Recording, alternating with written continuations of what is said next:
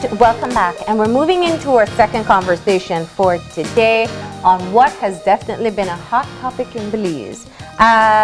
Before the Easter break, father of Miss Belize issued wrote a 5-piece article online called The Rocky Road to Miss Universe. It has received different reactions, and we have with us this morning mother of Miss Belize Universe, Therese Rath, to speak about what was documented in this article and the reaction so far. Good morning and welcome. Hi, good morning, and thank you for having me. Let's begin by talking about the idea to publish a 5-part article telling everything that there is to know in the background of what has been, I would think, an otherwise truly remarkable journey for your daughter.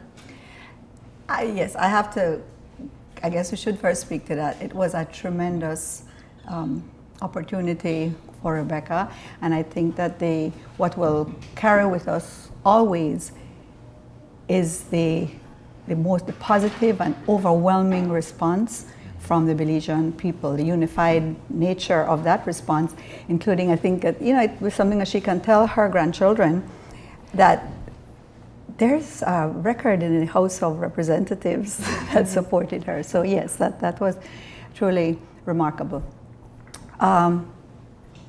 Tony has been in this country for over 30 years. That's what he does. Mm-hmm. He documents. He's a filmmaker, he's a photographer and a writer, and he documents. He did it on Chicky Bull. He has done it on numerous other occasions. He's telling you and sharing his experience. And so this was actually no different.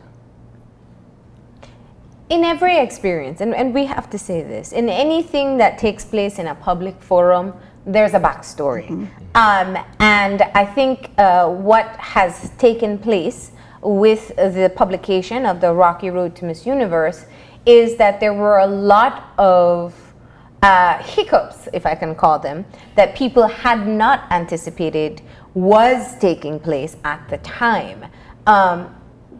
In speaking to your husband and to your daughter about the decision to publish the details, the good, the bad, and the ugly, did you all ever hesitate as to what the public reaction would be, or more importantly, whether there may be repercussions for Rebecca and her crown? We discussed it, yes we did. And the thing, I guess the underlying concern or thought would be is that by publishing our version or Tony's version of it, and it was all three of us very much involved in it, but in Tony publishing that, he broke a fairy tale. Mm-hmm. And so there's some hesitation, if not hesitation, actually there wasn't hesitation, there was, you wish you didn't have to do that. Mm-hmm. However, because of that fairy tale, Rebecca has gotten tremendous outpouring and outreach from young women mm-hmm. who want to be in Miss Universe, from little children of all ages, mm-hmm. wanting. She's somehow what we have sold to the public with the exposure that she was given and the enthusiasm with which she was received is that, all you have to do is go participate in this contest, and if you win, this is going to be your journey. Mm-hmm. We discussed this with many people that we are very close to and whose opinion we valued. And one person in particular said to us, he said, but the truth is important. Mm-hmm. And I think that in reading this, Rebecca has been to Miss Universe. Her incredible journey, you already have. She doesn't need to do it again. You had that on the way mm-hmm. there. You can't take that away from her ever. Good mm-hmm. or bad or the ugly, you can't. That's mm-hmm. hers. Mm-hmm. She continues to do. Rebecca is exactly the same person that she was in the beginning of this mm-hmm. and the end of it. She is doing exactly what it is that she was doing during the process of when she was just Miss Belize and being in the country of Belize. She goes somewhere every single week to visit with schools and go to events, you know, even beauty pageants.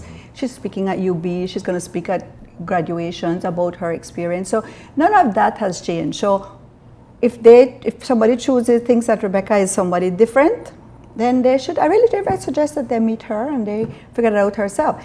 The opinions that are being expressed here are Tony's, obviously, from the 5 publications, and mine, because I'm the one who dealt with the logistics of getting us to Miss Universe. We didn't lie. There are some who would say, however, that while the resource was there at your fingertips in terms of the people who are either tasked with helping you along the journey, there are some who are saying that, well, as a family, you guys chose to move around that altogether and have things done your way. And now you're essentially putting out there that this has been a rocky road, etc., when essentially you made it seem that way. Well, they're certainly, people are certainly entitled to their own opinion, but I think that if you're going to speak with authority, then you have to be part of the process and you have to have the facts. And none of the people that have spoken in that light were there seeing it. So let me give you a couple little things that, as a parent, as a business, as anybody who is looking at a process to achieve an end result, I will tell you when my fears began to arise. After the Miss Belize pageant and they came to Dangriga, at our expense, we have a hotel, I'm not negating that, and I don't have any problem with volunteering or whatever resources we have there. Opal Enriquez arrived in Dangriga ostensibly to have Rebecca sign her contract with Miss Belize, which they had been told about in the whole process, and then as a contract with Miss Universe. Now, up until that point, getting to Dangriga, O.J. Elrington, who was a principal of Queen of the Jewel, was giving her one instruction, simple instructions about like prizes or simple things, and about the contract. He was saying one thing, Opal was saying the other thing. Now, when they got to Dangriga, Rebecca had to go off to do the photo shoots with the Bird brothers that were there for the whole welcome and stuff that occurred at Ecumenical High School. And I said, okay, I'll look after the logistics. So I'm like, okay, we need to know who to listen to. You all are telling us conflicting things. Who is the person that we're supposed to listen to? You're talking about Opal and Orson Elrington. Who are we supposed to listen to? And they're both part of the management of Queen of the Jewel. They are officers or directors of Queen of the Jewel, along with Ronaldo Manelik. And I can say that categorically because when I'm sitting there, I don't know who I'm talking about. I called my close friend, an attorney, Eamon Courtney, and I said, can you tell me, can you find out any way legally who we're supposed to be dealing with? Because I can't get that. I don't want, you have directors, you have officers, you have managers. They're titles that are legally responsible in a company to fulfill the obligations. They did a quick registry search. Queen of the Jewel, their entire filing was outdated. Those 3 people were listed as shareholders, but it was outdated. Basically, the company was about to be struck off the record. So I have no idea still who we're supposed to be. And you were getting conflicting information. Yes, and they're telling me, and at that point it was simple things like, oh, are you going to get a contract? And then OJ would say, you'll have it this day, and then Opal would say, you'll have it another day, and stuff. So the reason you want or need a contract in this for anyone is you want to know what you're supposed to do. What are your obligations, what you can and you cannot do, so that you can proceed along the path. Now, we're not dealing with a popularity pageant or show that you do in school for fundraising. Frankly, those are better run than this one. They need experience to do that. They could try ecumenical and muffles, because we've been to some amazing experiences for just pageants for schools. But the IMG owns Miss Universe. That is a modeling agency. They are not fly by night. They don't go on you do what you feel like and it's an organization and it's run as they don't want their reputation tarnished in any way. So we're sitting in that conference room, and she pulls out 2 contracts. They are not related to Rebecca's Miss Belize title. There is a contract from IMG to the country director. Pages, 20 pages. And then there's a contract that Rebecca has to sign as a contestant to Miss Universe that will guide her to do so. The contract for Miss Universe has nothing to do with Queen of the Jewel. So that's a whole song and dance and story that the general public thinks that it's Queen of the Jewel and stuff like that. So what we did, it specifically says, even if you are working with a company, you, Opal Enriquez, have to be the country director. It's your signature, and these are the things that you have got to provide. Now, what they then do is put the contract in the terms of the contestant, and in that process, it requires the contestants to affirm directly to Miss Universe that you have gotten everything that they said that the country director is supposed to provide. Now, they wait for those until the very end, but nevertheless, you have to sign that. And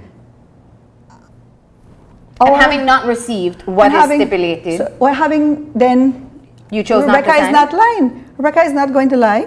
She didn't grow up like that, and I don't think that any young woman So you didn't sign the contract? We told the truth. You didn't sign the contract? No, we signed the contract because those parts that you sign and send it out. No, we signed the contract because we have every intention of filling out that. What it also says that supersedes. It also said that whatever contract locally you provide, you're superseded. Okay, so let's go back because we want to maximize the time as best as possible. There are several issues here. Fundamentally, I want to start with what I think is one of the bigger areas, which is there was a commitment for prizes and follow-up following Rebecca's win in Miss Belize that were not fulfilled. She didn't receive any prize. She received some prizes from Cellular World, which in fairness to Orson Elrington, he is the one who negotiated and ensured she got that. Some from Pink Boutique. The big prizes like the scholarships and stuff like that, there has been no response when questioned. Okay. May I add a little something into this that I think that makes it very important from a legal point of view. Every one of those 10 women that went for Miss Belize, they had to find $1,800 entrance fee to pay to be a part of that. They paid $1,800 for a clearly defined competition with prizes at the end. On this very channel, one of those young ladies said that her motivation was that scholarship. And you've never received any word on the scholarship? And no response, and we've asked. Okay. So that's one of the first areas I think that people are most concerned about, that there's a promise of prizes that is not being fulfilled. Secondly, the responsibility of paying the licensing fees to Miss Universe. In your articles, you point out that your family had to source your own sponsors to be able to cover the cost, and that was not a responsibility that should have been taken on by you guys. I think that all these young women are some remarkable young women. They understand that it's difficult, and they understand that we're in a small country, and they understand that we have to fundraise and they get sponsors. That happens everywhere. So that is not the problem. I think there's a fundamental problem though, is that if you line up 10 women, say pay $1,800, here are the prizes. One of those prizes is that you are going to Miss Universe. But when you win it, you have to pay the fee. to enter Miss Universe. No, if you say to them, you're going to have to work to fund it, you're going to have to work and do your own training, you're going to have to work and do that, all of that is to be expected because that's the nature and the level of our economy. I mean, we can't do that. Yeah. But I cannot fathom how you can tell someone on the 21st of December to find $4,500 US by the 24th of December when Miss Universe office closes, and when you send the check, don't send it in your name. Fake a company name to send it in, because if Miss Universe sees that the check came from you, they're going to disqualify you, and then we can't go. Now, you'll forgive me, but when I look at this from the point of view of, let's say, a young woman who one day aspires to become a beauty queen and a pageant contestant, and when they look at the fact that the Rath family may have been able to have all of these resources at their fingertips that allows them to make that travel a lot smoother than someone who has this big dream and doesn't know all the intricacies involved. What does this experience mean for someone, let's say on the south side of Belize City, who has this big dream? Yeah, well, you know, that's the thing now that I think boils inside me and makes me mad. And I'll tell you why. We're sitting here today, and what I did read over the weekend is that this exact thing happened 9 years ago. So, what happened to Tanisha Vernon? Yeah. What happened to all of those young ladies? They got up. In this case, Rebecca hasn't said a thing, right? Those young ladies got up, had a press conference, said exactly the same thing. I can tell you categorically, you take that news article, remove their names, put Rebecca and the Miss Belize contestants in there, keep Opal Enriquez's name in there because it's there already. And I want to know, how can that be possible? And I would like to know is that who gives, I don't care if you don't believe in beauty pageants. I don't care if you think that we were open and that they're like, oh my God, why is my daughter doing this? We don't have the right to disrespect them. That is a stepping stone into careers of fashion, modeling, media. They might be in your job, Marlene. And who are we to tell them that, oh, but shut up and take the abuse, because otherwise you're difficult. Otherwise, you're not going to have the right persona for the public eye. That is wrong. Yeah. And then and you know, it's worse. It's worse. It's worse because in the way she did it, she was careful. She could call the name of the Consular General in California, who is the one who she said picked Insular Alliance, who said to me directly, one of the judges, he said to me directly, he paid the first $3,000. He's not paying the other $4,000 unless he gets the business contacts that he has been promised. Please tell me what that have to do with me or any other contestant. What I can tell you what it would do to someone who is inexperienced. I'm not a beauty pageant contestant. If you tell me that, my alarms go up and I go and check.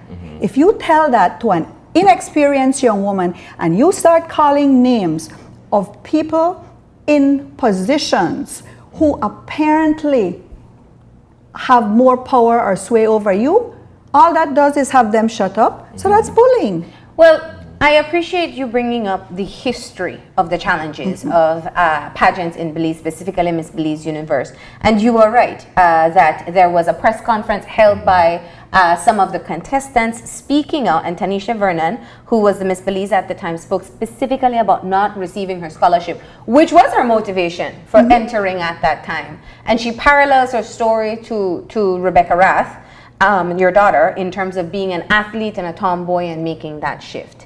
Now, there are two aspects to this, and that's why we've focused on the lack of the organization to be able to fulfill their what they were bound to.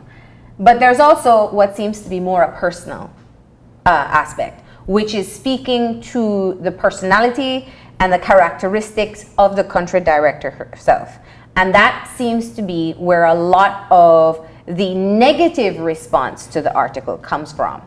Do you still stand by your position to be able to document your interaction with the country director in what can be seen as a very negative way, and almost ultimately it boils down to he says, she says, and we will not have any proof, or maybe you do have proof as to the type of interaction that you say was so negative that you felt you needed to shelter your daughter from interactions?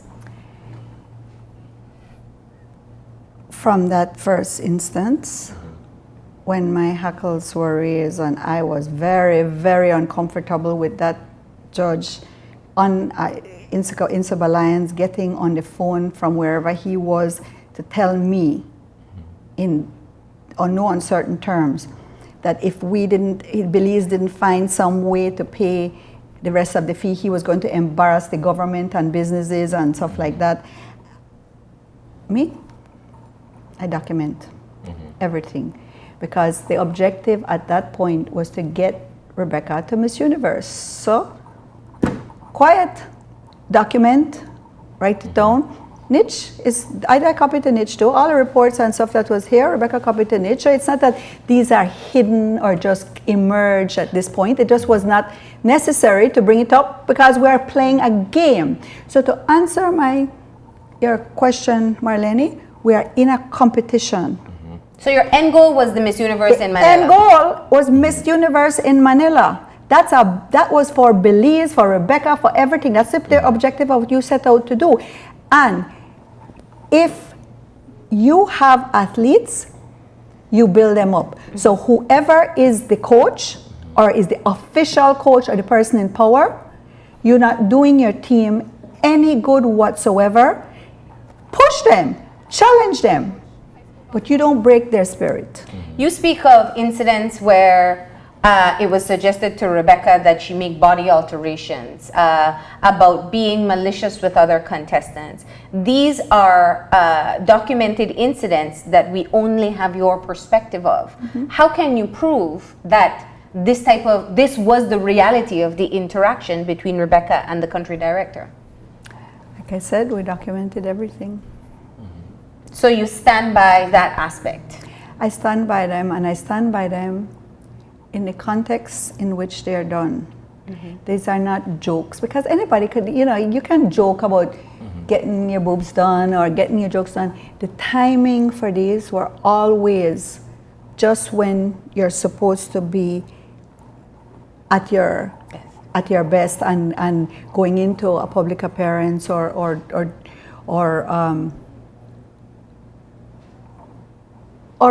it's when you've done a good job and you're looking for affirmation to come to go to the next step. This was a rigorous process, and the negativity that of.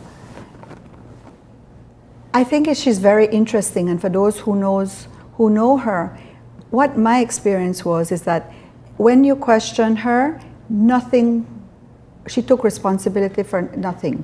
If you can say to me, oh, I'm sorry, I did this, or oh, I can't do this, that's fine, because like I said, we expected that we would raise funds. But anything that went wrong, there would be some person in a senior level of government that whose name that she would call. And I documented that too. I'm not gonna further that on here unless you wish to, but I have it documented. It was just not a good way for us. For us to get somewhere. Let me push back now with what the detractors are saying. The original first article pointed out one specific young woman from Dangriga who urged Rebecca into the contest and helped to guide her. She spoke out publicly saying she does not agree with the article. So that's one of your main negators at this point. You also had, at the close of last week, the artist, Jade Sanker, speaking out against the family and the fact that, he doesn't believe it was misplaced, the painting that was commissioned by Niche. Now, in anything that you put out, we know this with news stories, if you're doing a blog, it's the same, there will be detractors. What are your specific responses to the young lady from Dangriga in terms of her choice to say, I won't be a part of what you're writing, and similarly to Mr. Sankar and his issue? What Sharima spoke of, that was not our experience with her. I can only tell you that our family's experience with her was a very positive one. She is extremely hard worker and a person who has won multiple Queen of the Bays. She's opinionated in a good way, and so is Rebecca. So we thought that they worked very well together. What you might not know is that they and I share the same usher gene, so maybe that's genetic. but Sharima achieves. Opal does not. So I don't have anything negative about that, and we have apologized. Tony has messaged her and said, I'm very sorry, we'll remove you from it. You know, it was not our intention to do that. She sat beside Tony at Miss Belize, and she was his biggest learned teacher for what it is. So no, I won't really speak. I'm not going to speak anything negative about Sharima. That's so she works hard. You simply summarize that as that is her opinion on the issue.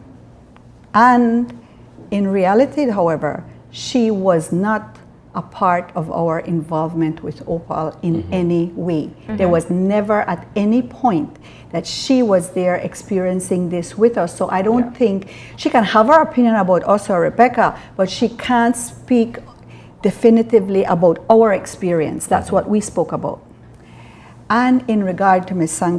Sankar, Alex Sankar, and thank you for the opportunity to do this publicly, because I have done it privately. I am extremely sorry. I am the one that lost that painting. I cannot tell you where it is. I can speak a little bit to the circumstances of it. We left here on the 2nd or the 3rd of January, I can't quite recall. We had been told we were going to get a national gift, and we haven't. Now our whole experience is that most everything that Opal said we were going to get, we didn't get. So we did back up. Tony put it in the article, we backed up every single thing. And so we had this painting that we got the day before because we hadn't seen it, and we have it in our suitcase. So that's why that suitcase was there. Now, we got the painting, their pictures, we posted them. I think Rebecca looked very happy to receive the painting. The same day we were leaving, we went to Dallas, where we spent 3 or 4 days. That's where we put together all the wardrobe at our friend Therese Rath. You remember her? She used to live here. She's Rebecca's godmother. And so we worked there. Now, we leave Dallas, we pack up from Teresa's house to go to LA. We have 12 pieces of luggage, including these big boxes. And it's not that it's excessive luggage. The costume alone was 3 of those boxes. The costume and the gifts was 3 or 4 of the boxes. So, you know, it wasn't really excessive. We get to LA, there's Rebecca and I. Go back and look in the social media, there are pictures of us, she and I, only with the cards, trying to load them up and then catch a Uber to go to an Airbnb that, you know, we tried to book near to where Opal was, because she said that she had work for us to do there. The next morning, we're sitting there and Rebecca says to me, she says, Mom, where is so-and-so? And I said, it's in the purple suitcase. And she said, where is the purple suitcase? We left a whole suitcase in the damn airport. She thought I counted, I thought I counted. But we did agree in the beginning that I was going to be the one that kept track of the luggage. We had to pay to go all the way back to LAX. Thank God the suitcase was still there and we have it. So if you go back again and review in the social media, there's a picture of Rebecca smiling with a one suitcase in the airport the next day. We didn't go and say, oh, we lost the suitcase, because everybody in the world watching it, I don't want Miss Universe to know that we're so efficient that we lost the damn suitcase. And I didn't even think it was hand carried. I do not know if it got we know when we get to the airport in any of those places, there's no porters or stuff like that. We have to pull them in, take them out. But I don't know what happened to it. I am extremely sorry, Mr. Sankar. I know the energy and the love that you put into that painting, and it's totally appreciated. I don't have it. And let me put something out there quick. I value your explanation. It's rationally cohesive. Perfect explanation. But there's this theory out there that exists that, well, to preface it, I'll say this. Art is subjective, just like beauty. It's in the eye of the beholder. There are people out there who are saying, well, when you look at the piece that Mr. Sankar painstakingly took his time and put together versus the piece that was FedExed by Pen Cayetano, but you look at the two artists involved, the argument that is being put out there is that, well, I take a Pen Cayetano over an Alex Sankar any day, despite the fact that Nitch commissioned him to be the official person behind that artwork that is being gifted. How do you debunk that? How do you speak to that aside from the explanation that you've given? Well, I can't speak to that aside from that, except for the fact that that was not FedEx after I got it. We got that painting before, the Sunday night before we left, because we had not seen the painting. We had not seen anything. We were covering ourselves in the best way we could. They told us, I can give you other examples. Opal said she had the other gifts for the contestants that she was taking that they got from BTB. We stayed in LA 4 days and I didn't see those gifts. Covering ourselves, you know how much we paid for all of the books, because they were small, but they're expensive and they're heavy, right? We had those in case. On the morning of the we were supposed to go to the airport at 6 o'clock in the morning, and there's a delivery at the hotel at 4 o'clock in the morning with just a cloth bag of gifts, of the pens and stuff like that. We have packed days in advance. We open it, all the CDs and stuff, the cases are all broken because it's a cloth bag. No, it's not my role to debunk that. I totally appreciate Mr. Sankar's artistic ability, and art is subjective, and I'm not being an art critic. I'm telling you, we covered every single base that we could because we had a responsible. I don't have it. I wish I could give it back to him. I don't.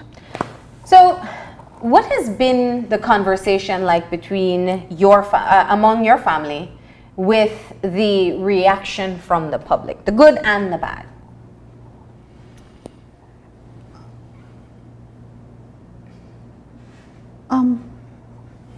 We went skydiving this weekend. Has it affected Rebecca at all? You know, a little bit in the beginning, I think, but you know, I think that's a good message for young women, young people everywhere, is that you can only know your own truth. You're not doing, this is not a popularity contest that they're going by votes. You have to get up and work and deliver. That's the message. You know, always a win, and that's fine. But you need your team behind you, and you cannot do it alone. And if you don't know how, open up and get people to read and to help you. And it has been absolutely incredible, the response that she has been getting. Let me ask a final question on my end here. At the end of all of this, do you anticipate a regime change in the way things are done with respect of this pageant and the people who are presently involved? Is this something based on the expose that you wish to see changed? I would like to see that the young women who wish to participate in this pageantry thing be given a little bit more respect, and I would like to see that there's a little bit more of a structure that is put in there that where respect is the main core, is the main course. I would like to state categorically and for the record, I have absolutely no interest in the pageantry, in the franchise. ownership, in the franchises, That has because been there are one a of the- bunch. yeah. None whatsoever. I will support and help anybody with my experience.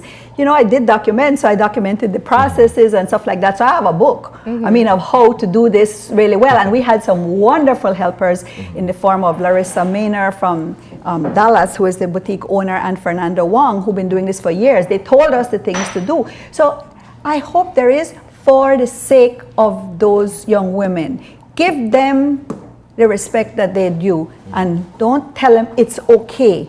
Yeah. It's not okay to lie to them. It's not okay to abuse them. And it's not okay to dismiss them when they tell you that they feel like they have been wrongfully treated. They're not airheads. They're the most smartest, wonderful women. I fell in love with the 10 of them that I met, and so did I with the few that I did met in Miss Universe.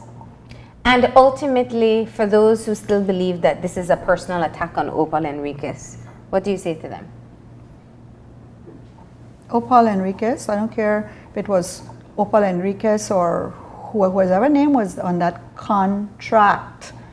You have a legal obligation. You do not publicly get up. Go back and play over what she said on this channel here about all the things that they were going to do, everything that was set up, what, training, all of that. None of that happened. None. That was done. If you think Rebecca did well, I could tell you one thing. She did that because of the people inside Belize. So what I would like to say to the people who are interested in pageants, organizing and having future pageants, have a little bit more confidence in yourself. Don't think that somebody stepped off a plane from LA knows more than you, because we have this feeling here like we don't know what to do. We are very efficient, we are very hardworking. You have the resources in this country to make it a viable and an enterprise that people can look on with pride. People went to Miss World and Miss Earth. Nobody paid them no attention. Why not? Chriselle went to another competition this weekend. Nobody paid her any attention. Joy Estrada put herself on the map of on her own. Nobody paid no attention to her. Kaina Martinez goes out there and participates. Nobody plays any role.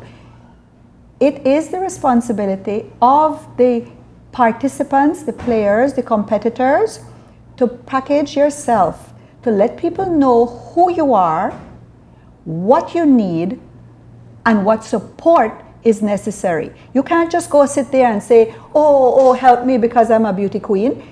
Then you're negating it yourself. You have to go for it, and that's the only way you get what you want. Ultimately, would you do this again?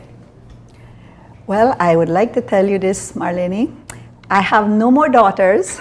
No, if you have were no to more step grandchildren. back, knowing what you know now, would you do it again? By the time we got involved, Rebecca had already made a decision. She's my daughter. We support our children and other people's children to do this. So would I do it again?